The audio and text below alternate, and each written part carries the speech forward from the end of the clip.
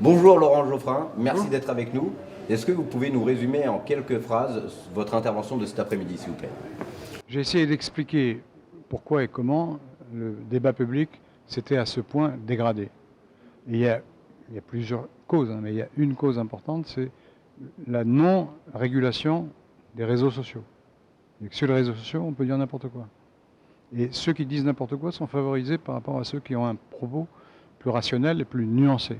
Et donc ça a créé la manie du coup d'éclat, de la transgression, de la provocation, ce qui fait que le débat public est devenu une espèce de foire d'empoigne où on ne discute plus vraiment, quoi.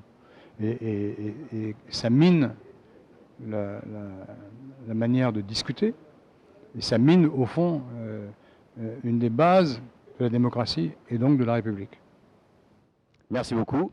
Est-ce que vous auriez un conseil à donner aux jeunes générations? Réfléchissez avant de parler. Et essayez, c'est une discipline, d'atteindre à la vérité. Par la preuve, et pas par l'opinion.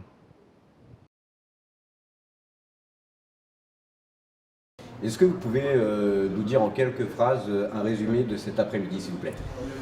Oui, alors en quelques phrases, c'était une après-midi extrêmement dense où finalement on s'est aperçu que nous partagions beaucoup de choses sur les principes de la République, c'est-à-dire que nous considérons ensemble, les radicaux de gauche et puis moi qui représente ici le Parti communiste, que ce qui est essentiel aujourd'hui à préserver pour la République, c'est l'égalité des droits.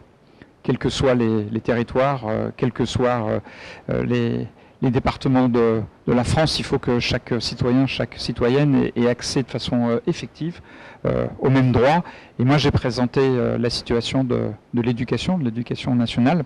Je suis sénateur des Hauts-de-Seine, et dans les Hauts-de-Seine, aujourd'hui, il y a une forme de ségrégation scolaire qui est maximum, et qui fait que les gamins des quartiers populaires n'ont pas tout à fait les mêmes capacités de réussite que ceux qui vont à l'école privée dans des villes beaucoup plus fortunées. Donc il faut réenchanter la République, réenchanter l'école de la République, et pour ça il faut à la fois jouer sur la question sociale, sur la question laïque et sur la citoyenneté, c'est-à-dire essayer de faire par le développement des services publics que chacun se sente pleinement citoyen et citoyenne de la République française. Merci. J'ai une deuxième question. Quel conseil vous pourriez donner aux jeunes générations, s'il vous plaît?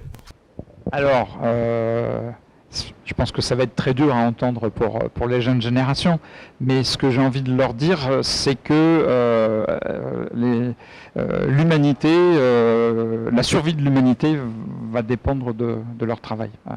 On est à un moment charnière de l'histoire de notre humanité. On le voit avec le réchauffement climatique, mais aussi avec tous les problèmes de démocratie, avec la montée des régimes autoritaires. Et il faut absolument que les jeunes considèrent que par leur action, par leur engagement, par leur connaissance, par ce qu'ils pourront faire dans la société, ils pourront trouver des instruments qui vont nous permettre de sauver l'humanité et de changer le système dans lequel nous sommes, pour donner aux générations futures la même capacité d'améliorer notre quotidien que ce que nous avons trouvé des générations passées. Voilà. C'est une lourde tâche. Merci beaucoup. Merci. Merci à vous.